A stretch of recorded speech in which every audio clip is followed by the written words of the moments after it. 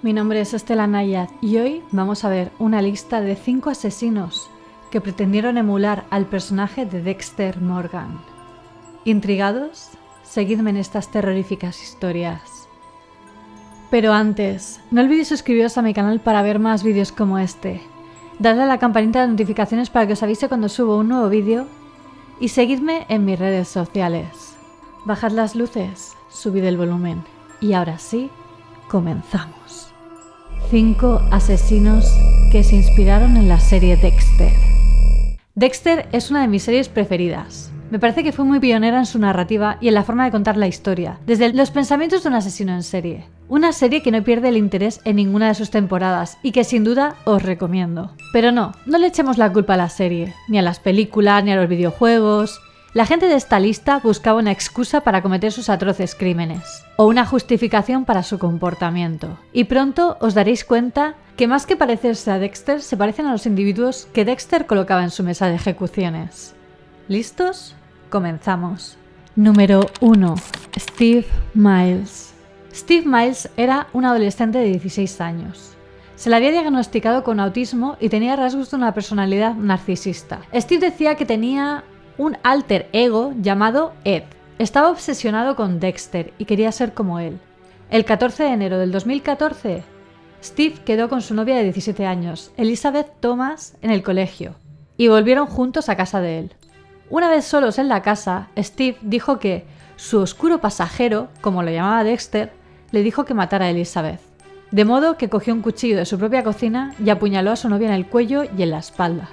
Y luego le clavó el cuchillo en el cráneo y lo dejó allí. Luego cogió herramientas del trabajo de su padre y le cortó los brazos y las piernas a Elizabeth y las envolvió en plástico, como Dexter. Lo metió todo en una bolsa grande de basura y lo dejó en su habitación. Y trató de limpiar la escena del crimen. Su hermana llegó a casa una hora después del asesinato y Steve le dijo que Ed le había hecho hacer algo malo. La policía llegó poco después y dijeron que era muy evidente que el chico había intentado imitar a Dexter. Fue sentenciado a al menos 25 años de cárcel. Durante el juicio, Steven dijo que estaba fascinado con las películas de terror. Número 2. Havard Niflud. Todo ocurrió en 2010, en Oslo, Noruega. Fue uno de los pocos crímenes no relacionados con bandas que sucedieron en el país, por eso fue muy sonado. El taxista de 28 años, Samred Khan, decidió un día acercarse a Havard Niflud, de 25 años, que era un trabajador que conocía de una gasolinera y que a su vez también era culturista, con una petición algo extraña. Le ofreció dinero para secuestrar a una mujer que llevaba años acosando. Ella era Faiza Ashraf, de 26 años, una dependiente de una tienda de ropa. Samred estaba despechado y quería que Harvard torturara a Faiza y luego la matara por haberle rechazado. Harvard tenía una gran deuda de juego, de modo que aceptó el trato. Pero, tras aceptarlo, vio unos cuantos episodios de Dexter y empezó a fantasear. Entonces se dio cuenta de que Samred Khan sería alguien que Dexter mataría, así que decidió que, en realidad, era él quien debía morir. Se preparó para lo que había planeado, compró algunas herramientas y utensilios y cavó una tumba para Samred Khan en el bosque. Su plan era quedar con él en el bosque y una vez allí dejarlo inconsciente y después colgaría su cuerpo de un árbol y lo descuartizaría. Para hacerlo aún más perfecto que Dexter, como dijo él, pensó que Faiza debía presenciar el asesinato. Como Dexter, cuando colocaba las fotos de sus víctimas, él quería que la víctima estuviera ahí y presenciara el asesinato ella misma. Así que la mañana del 3 de febrero del 2010, a las 6:44 de la mañana, Harvard vio a Faiza en una parada de autobús y la forzó a subir al maletero de su coche. Cuando lo hizo, ella le preguntó que por qué lo hacía y él contestó que le habían pagado para secuestrarla, pero se le olvidó quitarle el teléfono móvil. Así que ella llamó a la policía, pero sin embargo no fue capaz de decir dónde se encontraba porque estaba en el maletero y no podía ver nada. Y ellos, desafortunadamente, no pudieron rastrear la llamada. Afortunadamente le dio tiempo a decirle a la policía que pensaba que Samred Khan estaba detrás de su secuestro, porque la había estado acosando durante años y ella le había rechazado en numerosas ocasiones. Una vez llegaron al bosque, Harvard le contó a Faiza sus planes, pero ella dijo que no quería ver cómo mataba a Samred, solo que lo dejara inconsciente. Cuando fue a buscar a Samred, Faiza aprovechó para escapar, pero Harvard le persiguió por el bosque. Cuando la capturó, le tapó toda la cabeza con cinta americana, la ató y la volvió a meter en el maletero. Cuando volvió a abrir el maletero, Faiza estaba muerta, se había asfixiado. así que su segundo plan era matar a Samrez y dejar unos pelos de Faiza en él como evidencia para inculparle. Harvard aprovechó la tumba que había cavado para Samrez y metió a Faiza en ella y la enterró. Después pasó la aspiradora por el maletero para intentar deshacerse de todas las pruebas y se marchó a Suiza con su novia. Pero antes de que pudiera matarlo, Samrez Khan fue detenido y confesó, y una semana después, el 10 de febrero, detuvieron a Harvard Niflut. Los dos se declararon inocentes, pero el 14 de mayo del 2011 ambos fueron declarados culpables de secuestro y de asesinato. Samrez Khan fue sentenciado a 19 años en prisión y Harvard Niflut fue sentenciado a 18 años en prisión. Número 3. Jessica Lynn López. Todo sucedió el 13 de abril del 2012, a las 8 menos 10 de la tarde, en Fallbrook, California. Ese día, Brittany Kilgore, la mujer de 22 años de un marín, le mandó un escalofriante mensaje de texto a una amiga que simplemente decía "Help", ayuda. Tras el mensaje, Brittany estuvo varios días desaparecida. 4 días después, llamaron a la policía para que acudiera a una habitación de hotel en Fallbrook, donde encontraron a Jessica Lynn López, de 28 años, que había intentado suicidarse. Había una nota que decía "Pigs, read this", leed esto, cerdos. Pigs también es una forma un tanto despectiva e informal para llamar a la policía, como aquí diríamos la pasma. Por ejemplo, era la nota de suicidio de 7 páginas en la que Jessica daba la localización del cuerpo de Brittany Kilgore junto a una carretera en el condado de Riverside.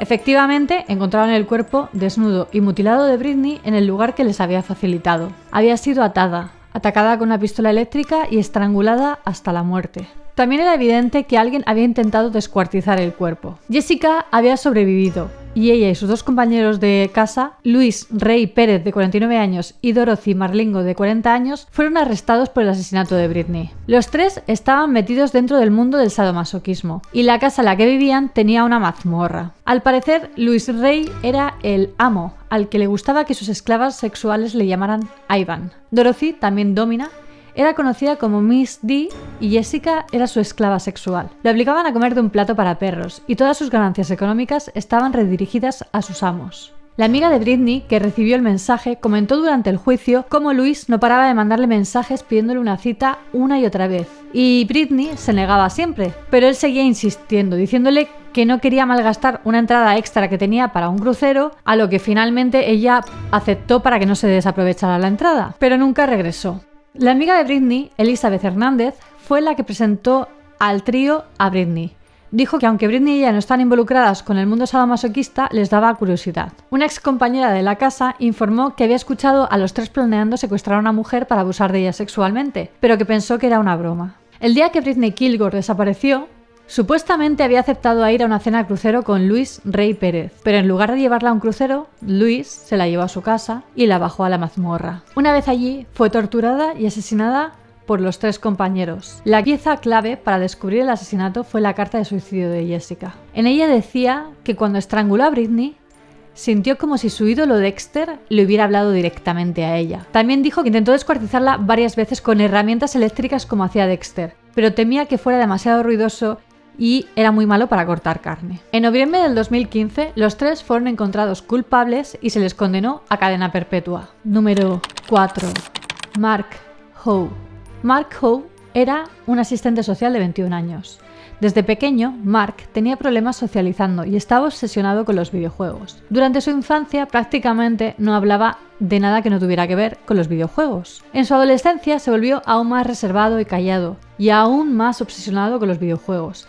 Evadía el mundo real y solo le importaba su mundo virtual. También comenzó a volverse muy agresivo con su madre, siempre se gritaban y discutían.